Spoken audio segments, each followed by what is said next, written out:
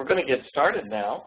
I'm Rick Walters, Director of Corporate Social Responsibility for the Pension Boards, and your host for today's webinar. There's going to be a presentation with slides if you're joining us on your computer, or audio only if you're joining us by phone.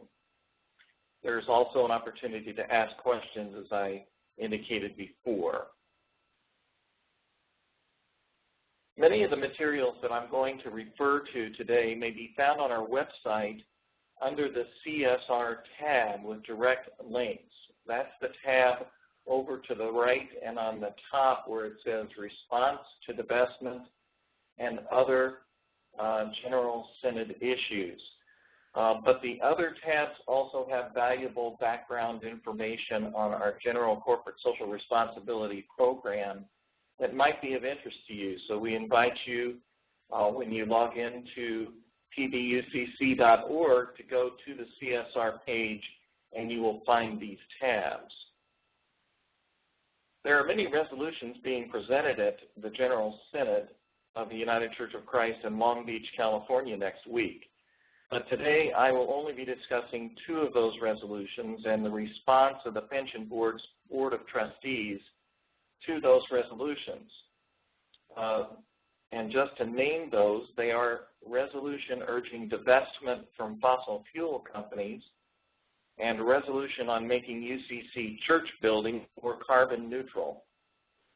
There is another resolution on the environment called Resolution on Mountaintop Removal Coal Mining in Appalachia.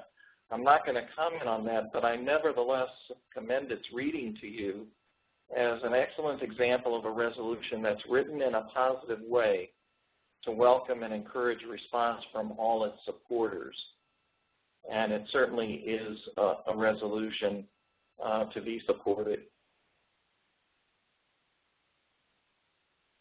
There are a lot of acronyms that are used with respect to corporate social responsibility, so I just want to familiarize you with those up front. Here are the common ones: corporate social responsibility, CSR, socially responsible investing, or SRI, and the Interfaith Center on Corporate Responsibility is the ICCR.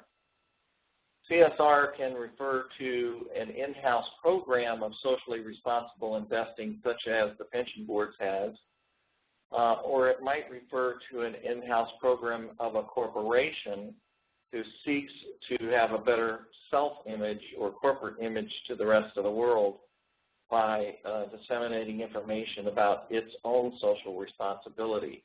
But today we're going to talk about it in terms of the program that the Pension Boards has. The Interfaith Center on Corporate Responsibility is an institution that we relate to that is an ecumenical body doing the same type of socially responsible investing as the Pension Boards, and we'll talk more about that later also. Here's an overview of our seminar or webinar today. We're going to look at the overall program of socially responsible investing that is sponsored by the Pension Boards, followed by a specific discussion of our response to the resolution on divestment. And we're going to end with a review of the Pension Board's plan for future action on climate change. So with that in mind as our structure for the webinar, let us proceed with a little background on corporate social responsibility. What is corporate social responsibility? Well, the idea emerged out of two major areas of deep concern to the faith community in the 20th century. These were the war in Vietnam and apartheid in South Africa.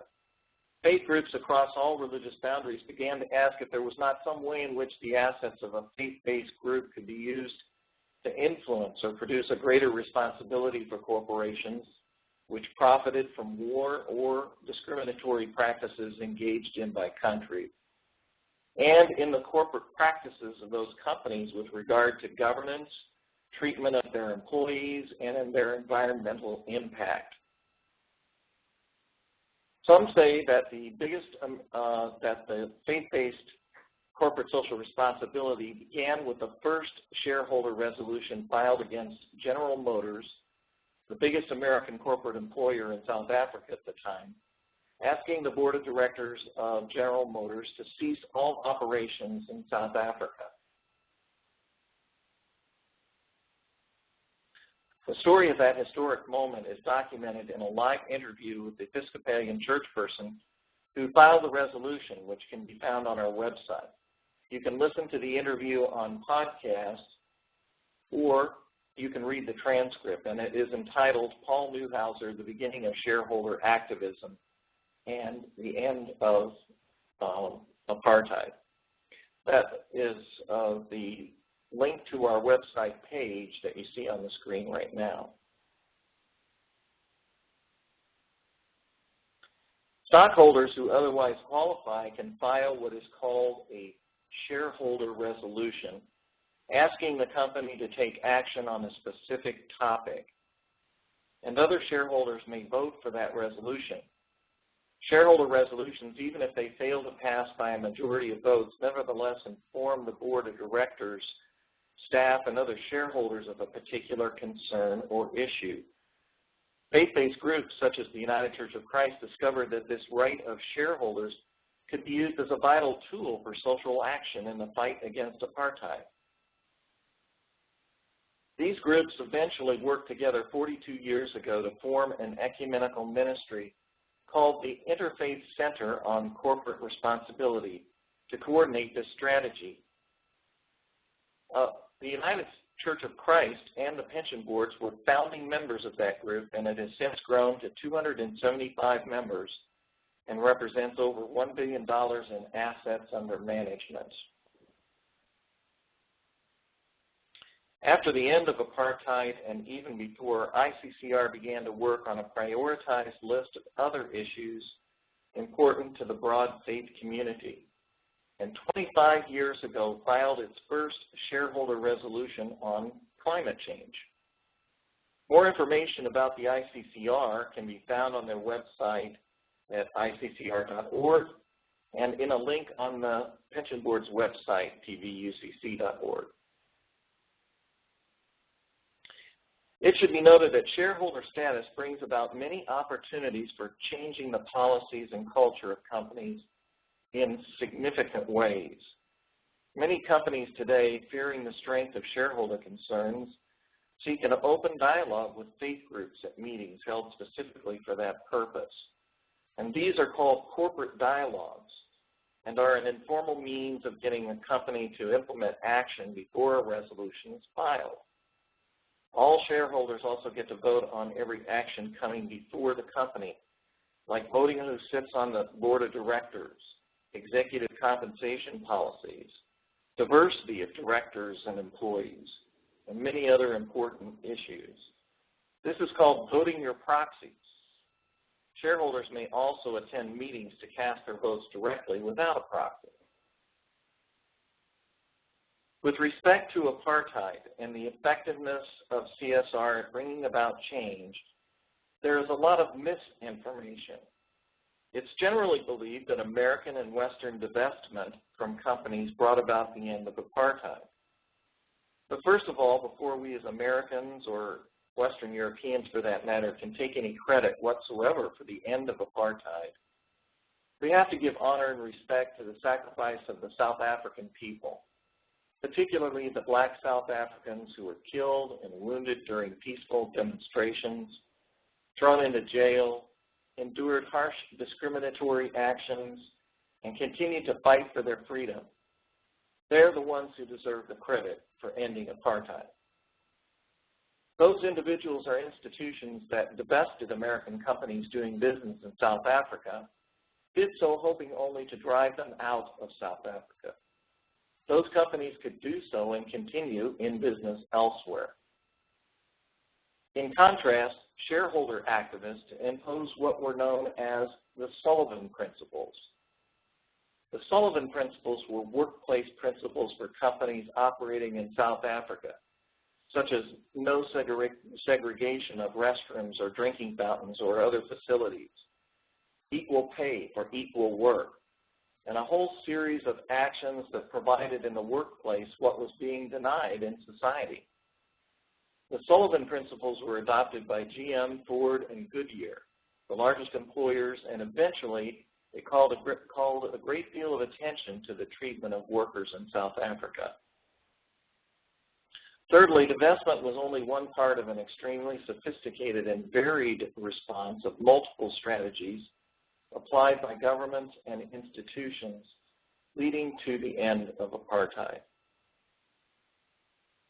That being said, there is little data to support the impact of divestment on the end of apartheid, other than the heartfelt thanks of the South African people for any efforts made by others to support their cause.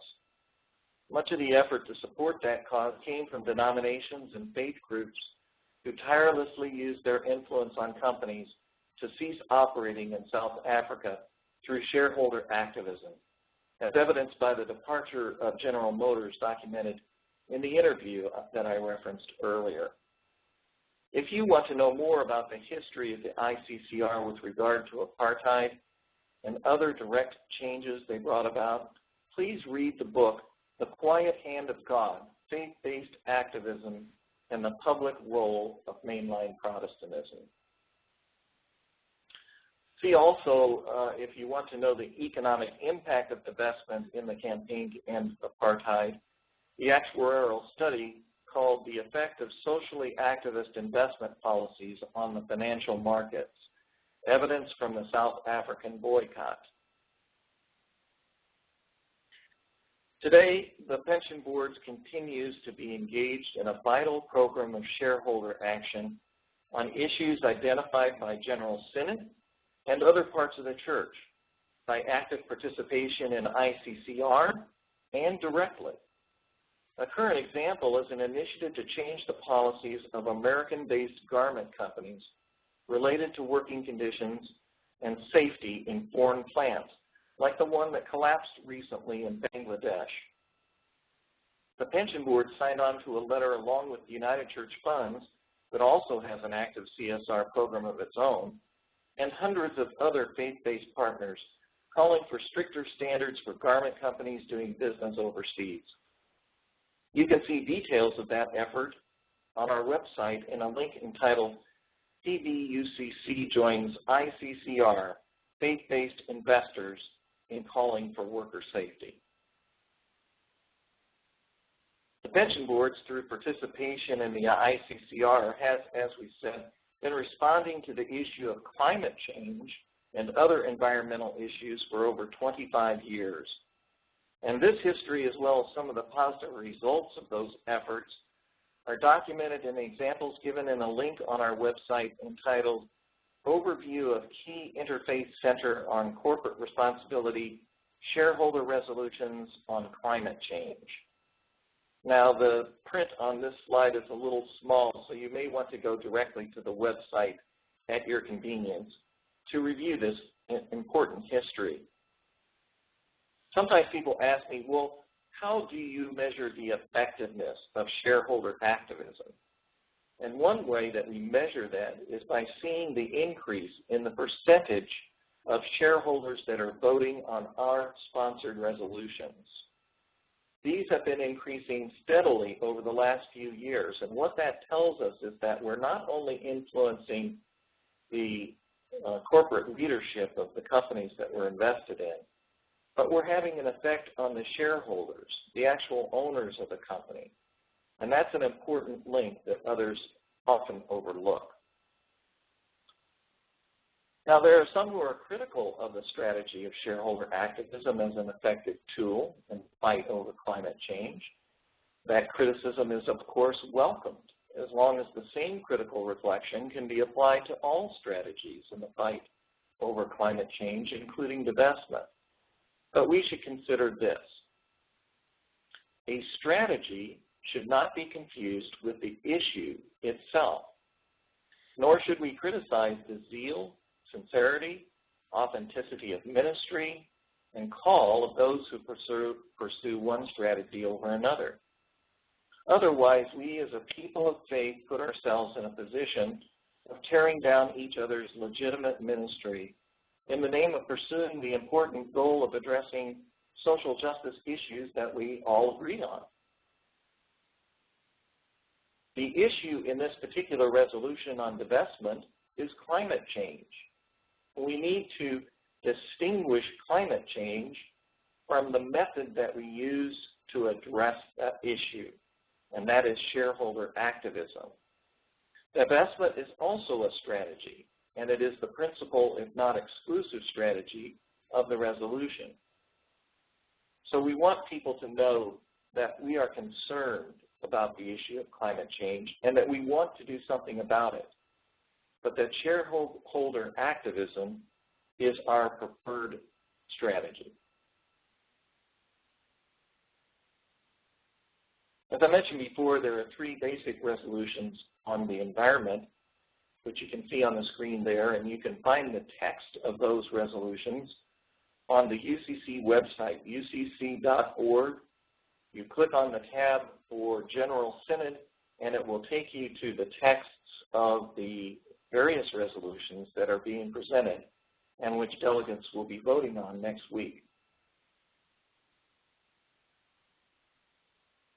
Now that we've established some background, let us summarize a bit with a series of statements important to an understanding of why the pension boards is responding to two of the resolutions at Synod dealing with environment.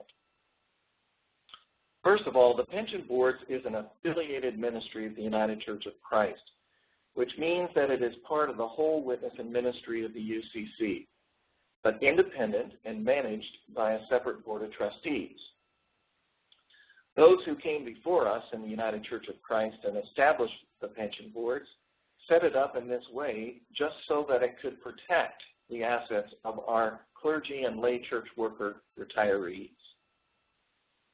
Second, the pension boards strives to respond faithfully to and upon occasion initiate social justice actions important to the whole UCC and ecumenical community, including action on climate change and other environmental issues. Third, the pension board accomplishes this call to action through a historic, systematic, and wholly ecumenical strategy of shareholder activism, both because it is effective and because it best fits with our most important goal of serving our members and beneficiaries of retirement benefits with excellence. And it's in compliance with our legal and moral responsibilities to our members. You may have noticed an additional element of background for your understanding of our overall CSR approach in that third statement. And that is our called purpose as an organization that has served our retired and retiring clergy and lay workers for over a century. Our pension boards is responsible for managing, caring for, and distributing the earned assets of our members and annuitants, which is held in a sacred and legal trust for their benefit when they retire. That trust places moral and legal restrictions on how we invest those funds and how those investments may be managed and used. Every dollar under management at the pension boards has a person's name on it. And one of those persons is you, if you are a member tuned into this webinar. You have a right to expect, as the laws governing pension plans were meant to protect, the integrity and prudent and wise management of those assets on your behalf. Members often contact the pension boards for information. In fact, our staff responds to an average of 85 calls per day, each and every day. I wish that more of them asked about our CSR program and the subject of this webinar, but most of them ask, well, how is my pension doing? Or what will my benefit be when I retire? Of course, the importance, validity, and urgency of the pension board's response to climate change is also asked about from time to time from those concerned that the pension board is investing in a way that is socially responsible. To those questions, we answer that there are some things that we can do and some things that we cannot do to respond and still comply with our moral and legal duties, as well as reasonable and wise investment policies that guide our Board of Trustees. and it is for that reason that we cannot support the resolution on divestment as it is currently written. The position of the board was voted upon unanimously and can be found on the website at a link entitled Principal Position Statement in response to the resolution urging divestment from fossil fuel companies. It is followed by frequently asked questions and a representative list of actions taken in response to climate change over the last 25 years by the pension boards through the ICCR. Now, a number of clarifying statements are needed to explain our position and the common criticisms of that position. First of all, it's important to understand that our opposition to the resolution has nothing to do with the validity, the science, the importance, the theological basis, or urgency of the climate change issue. If it were so, we would not have a documented history of response to the threat of climate change, nor would ICCR have produced its materials clearly acknowledging that threat and seeking to inform the church and general public both about the danger and extent of climate change and what can be done about it. You will not find a non-technical written piece more definitively describing climate change as an issue than the ICCR's The Price of Denial, a pamphlet which you can download for free from the ICCR.org website. The real issue is that the resolution provides a single avenue to action, which is divestment. And this avenue absolutely precludes shareholder activism in the resolution as written. If we are to solve the climate change problem, we need every tool at our disposal. We will need government regulation, conservation, and reduction in consumption of fossil fuels, and development of alternative resources. Secondly, our opposition to the resolution has to do with the technical language of the resolution and the unintended consequences of implementing the resolution as written. Assuming that the pension board agrees with the spirit of the resolution in seeking action on climate change, these are items that could be corrected in a committee or a substitute resolution while retaining a strong and vital response by the UCC to climate change and the responsibility of fossil fuel companies. Third, a resolution by General Synod should be broad enough to include the witness and mission of all its constituent ministries and the flexibility for those ministries to respond according to the uniqueness of their particular charters, rather than excluding those who are unable to implement the letter of the resolution due to restrictions. The pension board's opposition is not embedded in a lack of sincere concern for the issues at hand, but in the freedom to act in accordance with its purpose. The General Synod should embrace the diverse witness and strategy of the whole church and affirm with thanksgiving the creativity of witness and mission that is almost weekly celebrated in UCC publications and bulletin covers describing such missions. But what specifically in the resolution prompts these particular statements? The resolution as written requires a straight up or down vote on the following items without offering flexibility to the participating constituent, in this case, the pension boards and its own unique setting and charter. First of all, divestment or sale of fossil fuel stocks as designated by carbontracker.com. You will see this in line 151 of the resolution urging divestment.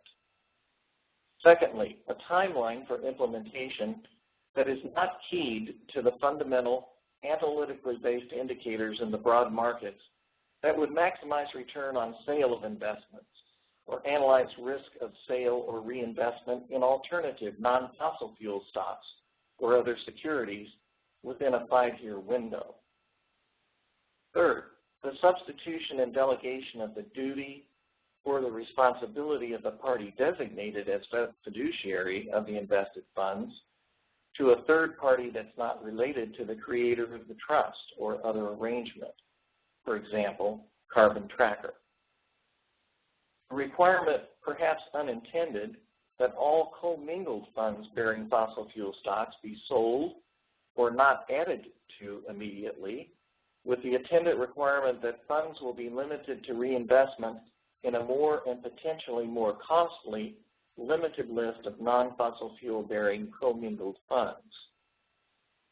5, the requirement to divest funds when the responsible managers of funds, in this case the pension board's board of trustees, and perhaps other church-related funds, are possibly uninsured, personally liable, and subject to liability for a breach of fiduciary duty.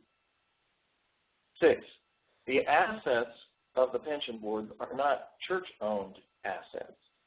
Therefore, the General Synod lacks authority or jurisdiction to direct the disposition of those funds. The assets of the pension boards belong to the members of retirement plans administered by the pension boards and cannot, as earned compensation, be altered at the direction of General Synod. Another way of saying this is that the General Synod can no more direct with or without consent how an individual's earned retirement benefit is invested than I or anyone else could tell you how to bank your own personal funds. The pension boards must abide by its legal duty to protect the assets of members according to its socially responsible investment guidelines. The current SRI guidelines provide that PBUCC investment managers should avoid investments in companies or industries that the investment committee has determined adversely affect human rights, contribute to the denial of such rights, or threaten the quality of human life or of the environment, provided that the investment manager is able to identify other investments with the same or superior risk and reward relationships. Well, now, does this mean that the pension boards fails to see climate change as a threatening to human life or the environment? Of course not. It means that if we sell such investments, other investments with the same or superior risk and reward relationships have to be identified for reinvestment. Carbon Tracker is simply not able to do that, nor is it legal to delegate that responsibility to them, even if they were. Carbon Tracker is not in the business of rendering investment advice. It is a perfectly good activist site that is in the business of calling attention to those who do business in fossil fuel. They no doubt expect their readers to use their own judgment in managing their response to climate change and not abrogating that responsibility to them or anyone else. The pension boards must abide by a moral duty also to honor the hard work and commitment of a lifetime of service to the church by our clergy and our lay workers.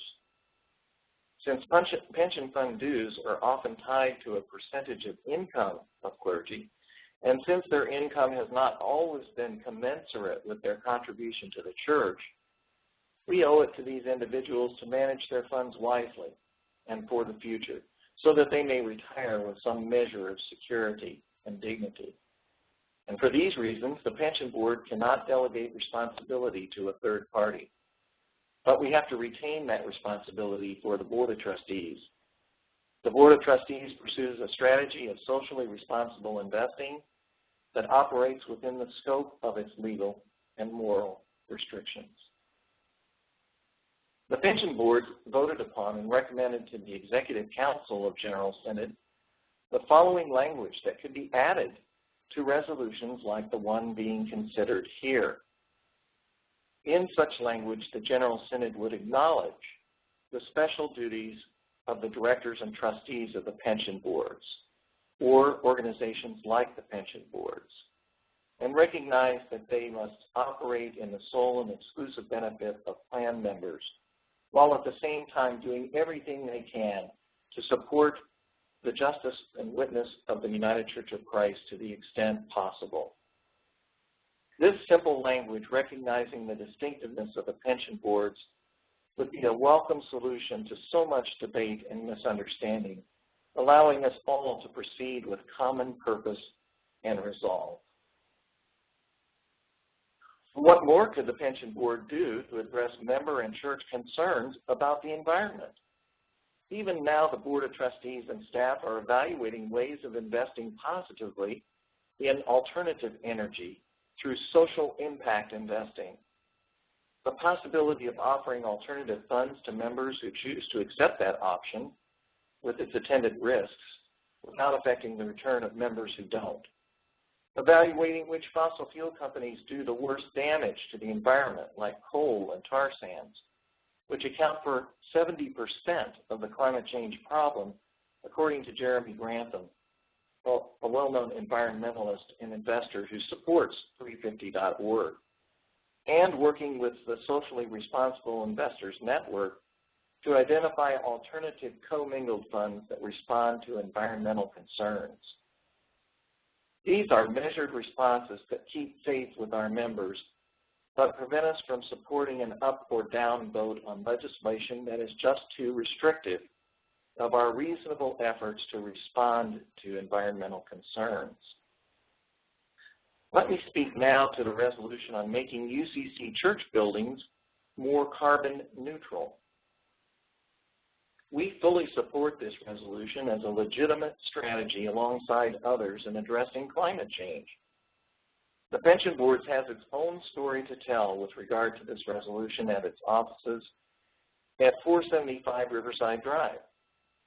Some studies show that 16% of energy consumption is related to lighting.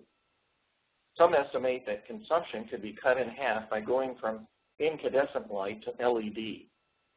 After making this conversion, the ecumenical offices on Riverside, where the UCC used to reside, and the pension boards and United Church funds still do, not only significantly reduced electrical consumption, but also resulted in a rebate for over $100,000 from Con Edison in return.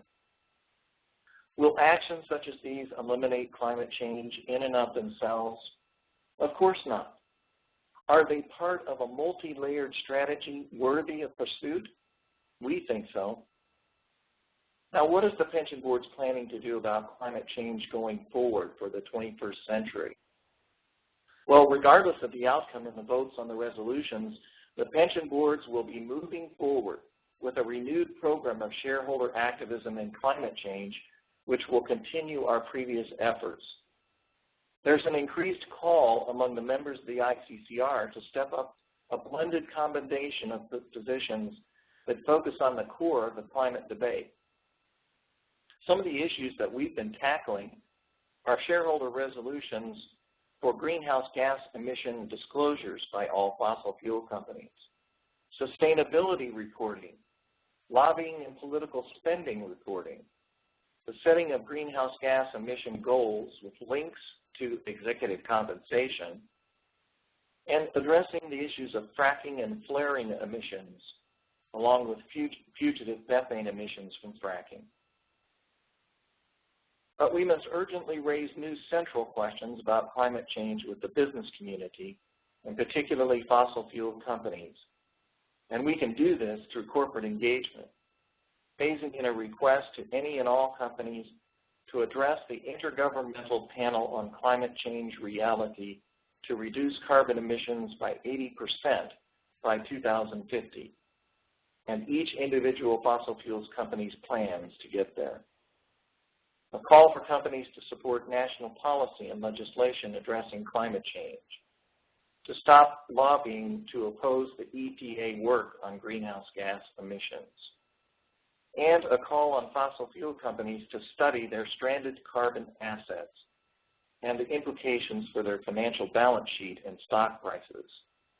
This last one is important because what it says is that if fossil fuel companies have large deposits of stranded carbon assets, the value of their stock may go down and they may no longer be a good investment. In addition, pension boards will be joining our ecumenical partners in a number of corporate resolutions on all of the issues I mentioned, and more that are already pending with companies like Chevron, Emerson Electric, and ExxonMobil. We will continue to pursue alternative investments for a clean environment. We will add our efforts to those in the church who are pursuing other strategies and a multi-layered approach to solving problems, and honoring God's creation and all that live within it. I really want to thank you for your time today. I know I've thrown a lot of facts and figures and ideas at you. I fear, though, that we've only scratched the surface of this important topic, and perhaps some of your questions will lead to other avenues of inquiry that are constructive and helpful in this important debate. I leave you with our hope in the General Synod to come in its resolutions and in our work together in mission and ministry on climate change and other issues. This is what we really believe. The whole witness of the church is enhanced by pursuing multiple strategies at once, none to the exclusion of the other, and all by each one's ability to act in ways appropriate to the mission and constitution of that particular ministry. Thank you again for joining this webinar and for listening to my talk, and I will now be glad to start taking your questions, and I will be responding to some of those during our time remaining until 1 o'clock. Our first question here comes from Lynn Hansen. If I sell my stock in any offending company, I forfeit my opportunity to have a voice in the decisions of the board. Please comment. That is correct, that one of the aspects of shareholder activism is that you have to own at least enough of a percentage of stock in that company to have shareholder voting rights. And so there are some screens put in place by some institutional investors, state-based investors, so that they can hold at least some stock to keep on making their voices heard. And as I said before, it's important to know that we're not only talking to the board of directors who we want to change directions on some issues on, but we also want to influence the shareholders that vote in those boards of directors. And we can keep doing that by having a voice in our investments. Question on how does General Synod go about changing a resolution if it were inclined to amend the resolution? Well, that's important because there could be a few changes to the existing resolution on divestment that would make it possible for a broader base of support at General Synod, which is what everyone wants after all. And this is done through delegates in committee primarily. Every delegate to the General Synod has an opportunity to serve on a particular committee. They're assigned at random, and in those committees, they can make changes to a resolution. The standing rules and rules for doing that are complicated, but you can find them in the delegate's handbook on the website for the General Synod. Is there a copy of the presentation handout available, one person asked? And yes, there is, and I'm happy to provide that to you if you just leave me your email address or email me for that, and I'd be happy to provide it.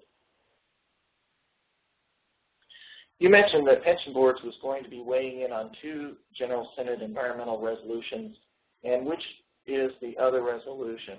That is the resolution on making our churches carbon neutral. The reason that we are supporting that resolution is because we want to emphasize to the General Synod and to the delegates and those attending that there is a need for a multi-layered approach, that the day after you have sold all your stock in fossil fuel companies, climate change is still with us. And one of the ways of addressing climate change is to therefore address consumption. So we can make buildings and such as church buildings, our homes and our businesses more carbon neutral and reduce consumption. We also need to do work on alternative fuels that are readily available in this country and are cheaper than oil, but which we have not seen at our pumps when we go or in our conversion to our cars, which is something that will be coming eventually.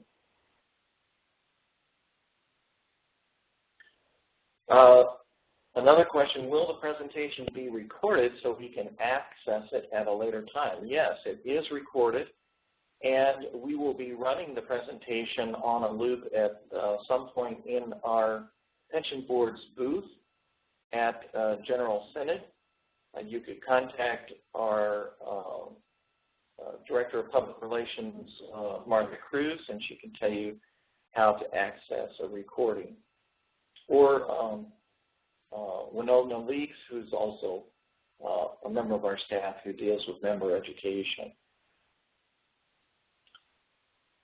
Another question, just to be clear, will the slides be available on the PBUCC website immediately after this presentation?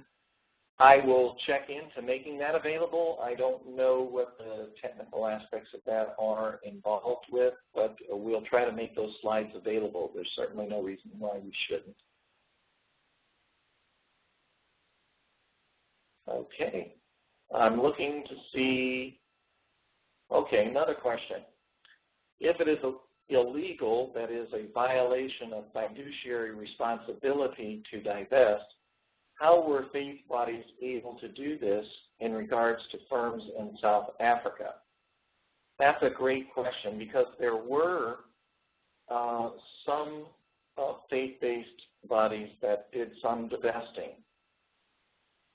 And those that were able to do that were not pension funds. The pension fund is distinct from other types of church-held funds in that the assets are earned compensation and owned by the retirees. And also because the fiduciary duty or the legal duty to protect those assets is regulated by federal law. Sometimes people find it surprising that church-related plans are regulated by federal law, but they are. And whether you think this is fortunate or unfortunate, church bodies are increasingly coming under more and more governmental regulation. However, I'd like to point out that the regulations protecting pension fund assets came about as a result of a desire to protect working people from the mismanagement of their retirement funds, from unscrupulous parties that might have absconded with their monies.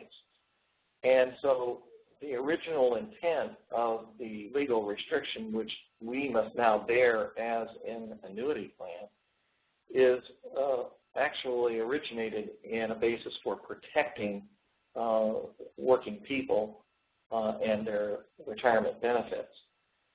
So just again to answer the question, one of the reasons that we are not able to divest in the same way that some other church faith-based groups might be able to, depending on what their particular charters are, has to do with the special regulation and duty imposed upon church plans.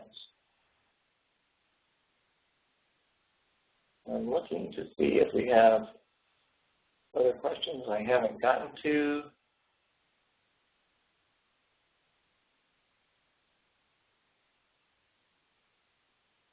Okay, question. It appears that a word may be missing in the Our Hope slide and third line. Should some words be inserted after all and before by, for example, all guided by?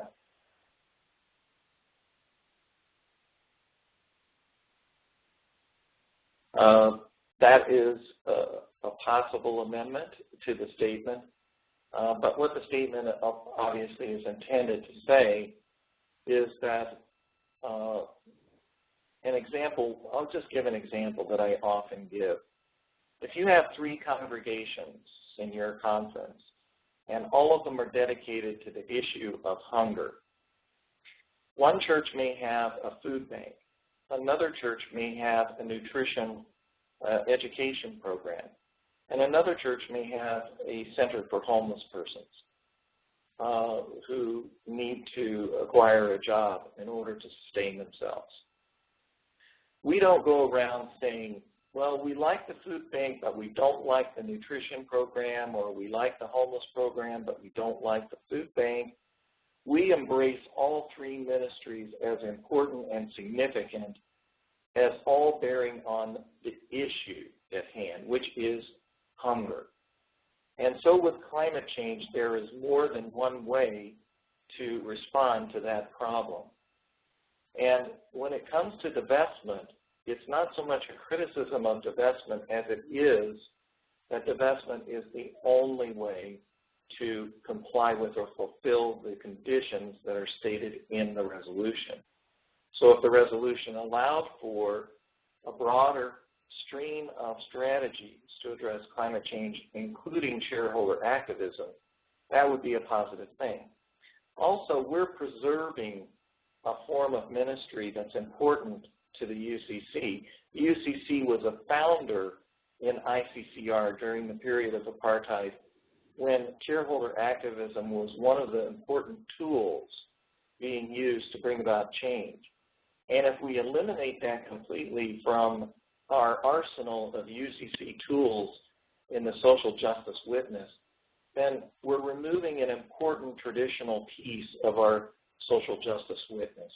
And we don't want that to happen. We want to continue that work, and we will continue that work.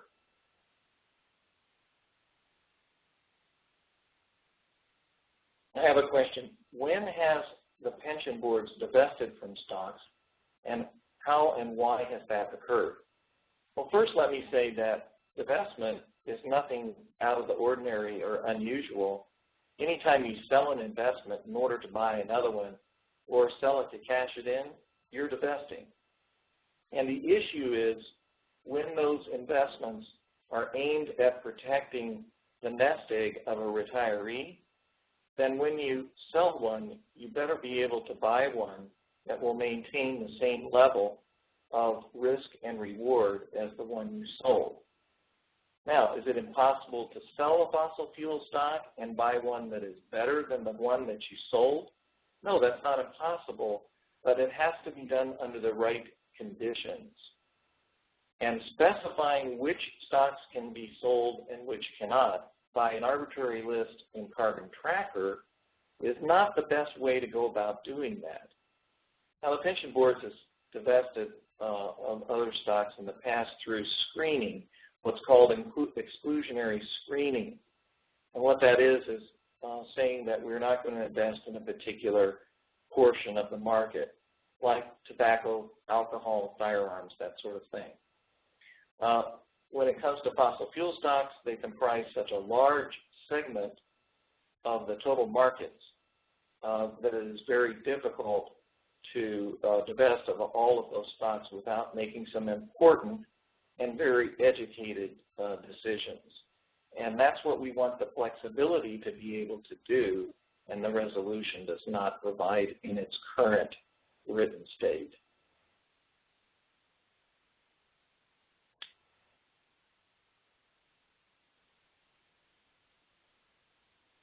I